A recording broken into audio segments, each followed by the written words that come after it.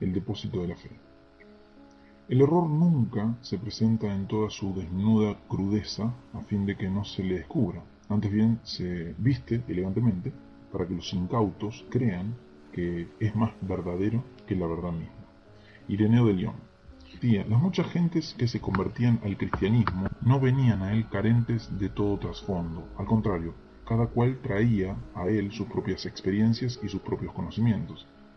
Esta variedad de trasfondos fue de gran valor para la Iglesia y en todo caso era señal de la universalidad del Evangelio. Pero por otra parte, esta situación se presentaba para que algunos comenzaran a ofrecer sus propias interpretaciones de la fe cristiana, para que algunas de estas interpretaciones fueran tales que amenazaran con tergiversar radicalmente esa fe. Este peligro era tanto mayor por cuanto, según hemos dicho anteriormente, el espíritu de la época era radicalmente sincretista. Lo que muchas gentes buscaban no era una doctrina única, sino un sistema que de algún modo combinara todas las doctrinas, tomando un poco de cada una. Lo que estaba en juego, por tanto, no era sencillamente tal o cual elemento del cristianismo, sino más bien la cuestión fundamental de si la nueva fe tenía o no un mensaje único y en qué sentido ese mensaje era único. El gnosticismo. De todas las diversas interpretaciones del cristianismo que aparecieron en el siglo II, ninguna fue tan peligrosa ni estuvo tan a punto de triunfar como el gnosticismo. El gnosticismo no fue un grupo u organización compacta que surgió frente a la Iglesia, sino que fue más bien todo un movimiento que existió tanto dentro del cristianismo como fuera de él, y que dentro del cristianismo trataba de reinterpretar la fe en términos que resultaban inaceptables para los demás cristianos. Como movimiento, el gnosticismo fue siempre amorfo y por tanto resulta imposible señalar hacia un jefe. Basilides, Valentín y otros fueron maestros gnósticos, cada cual con sus doctrinas y sus discípulos. Pero el sincretismo del gnosticismo era tal que sus doctrinas y escuelas se confundían y en el día de hoy le resulta difícil al historiador distinguir entre ellas. El término gnosticismo viene de la palabra griega gnosis, que quiere decir conocimiento. Según los gnósticos, su doctrina era un conocimiento especial reservado para quienes poseían verdadero entendimiento. Además, parte de esa doctrina consistía en la clave secreta mediante la cual se logra la salvación. La salvación era la preocupación principal de los gnósticos. Sobre la base de muchas doctrinas que circulaban en esa época, los gnósticos creían que todo lo que fuese materia era necesariamente malo. El ser humano, según ellos, es un espíritu eterno que de algún modo ha quedado encarcelado en este cuerpo, puesto que el cuerpo es cárcel del espíritu y puesto que nos oculta nuestra verdadera naturaleza, el cuerpo es malo. El propósito último del gnosticismo es entonces escapar de este cuerpo y de este mundo material en el que estamos exiliados. La imagen del exilio es fundamental para el gnosticismo. Este mundo no es nuestro verdadero hogar. Aún más, este mundo, al igual que el cuerpo, es material y no es sino una cárcel para el espíritu y un obstáculo para la salvación. ¿Cómo explicar entonces el origen del mundo y el cuerpo? Los gnósticos afirman que originalmente toda la realidad era espiritual.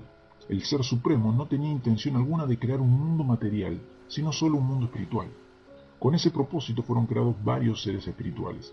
Cada maestro gnóstico ofrecía una lista distinta de tales seres y algunos llegaban hasta 365 seres distintos. En todo caso, uno de estos seres espirituales, distante del Ser Supremo, fue el causante de este mundo. Según algunos gnósticos, lo que sucedió fue que Sofía, o sabiduría, que así se llamaba aquel ser espiritual, quiso producir algo por sí sola y el resultado fue un aborto. Ese es nuestro mundo, un aborto del espíritu y no una creación de Dios. Pero, continúan los gnósticos, puesto que este mundo había sido creado por un ser espiritual, siempre quedaron en él algunas chispas o porciones del espíritu. Esos elementos espirituales son los que están encerrados dentro de los cuerpos humanos y que es necesario liberar. A fin de lograr esa liberación es necesario que venga un mensajero del reino espiritual. La función de ese mensajero consiste ante todo en despertarnos de nuestro sueño. Nuestros espíritus están dormidos dentro de nuestros cuerpos, dejándose llevar por los impulsos, las pasiones del cuerpo. Y es necesario que alguien venga desde fuera para despertarnos y recordarnos quiénes somos. incitándonos así a luchar contra nuestro encarcelamiento. Además, ese mensajero ha de darnos la información, gnosis, necesaria para nuestra liberación. Necesitamos esa información porque por encima de la tierra en que vivimos se encuentran las esferas celestiales. Cada una de ellas está gobernada por un poder maligno, cuya función consiste en mantenernos prisioneros. Para llegar al reino puramente espiritual tenemos que atravesar todas esas esferas. Y el único modo de hacerlo es poseyendo el conocimiento secreto que ha de abrirnos las puertas a cada paso. Algo así como un santo y seña, sin el cual el camino nos será vedado. El mensajero celestial ha sido enviado entonces para comunicarnos ese conocimiento secreto, sin el cual no hay salvación. En el gnosticismo cristiano, también había gnósticos fuera del cristianismo, ese mensajero es Cristo. Según los gnósticos cristianos, lo que Cristo ha hecho es venir a la tierra para recordarnos nuestro origen celestial y para darnos el conocimiento secreto sin el cual no podremos regresar a las moradas espirituales. Puesto que Cristo es un mensajero celestial y puesto que el cuerpo y la materia son malos, la mayoría de los gnósticos cristianos pensaban que Cristo no podía haber tenido un cuerpo como el nuestro. Algunos decían que su cuerpo era pura apariencia, una especie de fantasma que parecía ser cuerpo físico por medios milagrosos. Otros decían que Jesús sí tenía cuerpo, pero que ese cuerpo estaba hecho de una materia espiritual distinta de nuestros cuerpos. La mayoría negaba el nacimiento de Jesús, pues tal nacimiento le habría colocado bajo el poder de este mundo material. Todas estas doctrinas acerca del Salvador reciben el nombre de docetismo, de una palabra griega que quiere decir aparecer, pues lo que estas doctrinas implicaban, de un modo u otro, era que el cuerpo de Jesús era una apariencia. Según los gnósticos, no todos los seres humanos tienen espíritu. Algunos no son sino seres carnales que por tanto están irremisiblemente condenados a la destrucción cuando este mundo físico sea destruido. En cuanto a los espíritus encarcelados dentro de los espirituales, a la larga han de salvarse, porque su naturaleza es espiritual, y necesariamente han de volver al reino del espíritu. En el entretanto, ¿cómo hemos de vivir aquí en esta vida? Ante esta pregunta, los gnósticos respondían de dos modos distintos. La mayoría decía que, puesto que el cuerpo es la cárcel del espíritu, lo que hay que hacer es castigar el cuerpo, para debilitar su poder sobre el espíritu, y para que sus pasiones no nos arrastren. Otros, en cambio, sostenían que, puesto que el espíritu es por naturaleza bueno y nada puede destruirle, lo que debemos hacer es dar rienda suelta al cuerpo y a sus pasiones. En consecuencia, mientras algunos gnósticos abogaban por un ascetismo extremo, otros practicaban el libertinaje. Durante todo el siglo II, el gnosticismo fue una amenaza seria para el cristianismo. Los principales dirigentes de la Iglesia se le opusieron tenazmente, porque veían en él una negación de varias de las principales doctrinas cristianas: la creación, la encarnación, la resurrección. Más adelante veremos cómo la Iglesia respondió ante esta amenaza. Pero antes debemos prestar nuestra atención a otro maestro cuyas enseñanzas, parecidas al gnosticismo, constituyeron también una amenaza para el depósito de la fe. Marción. Marción era hijo del obispo de Sinope, en la región de Ponto. Allí había conocido la fe cristiana, pero al mismo tiempo Marción parece haber sentido dos fuertes antipatías contra este mundo material y contra el judaísmo. Por lo tanto, su doctrina combina estos dos elementos.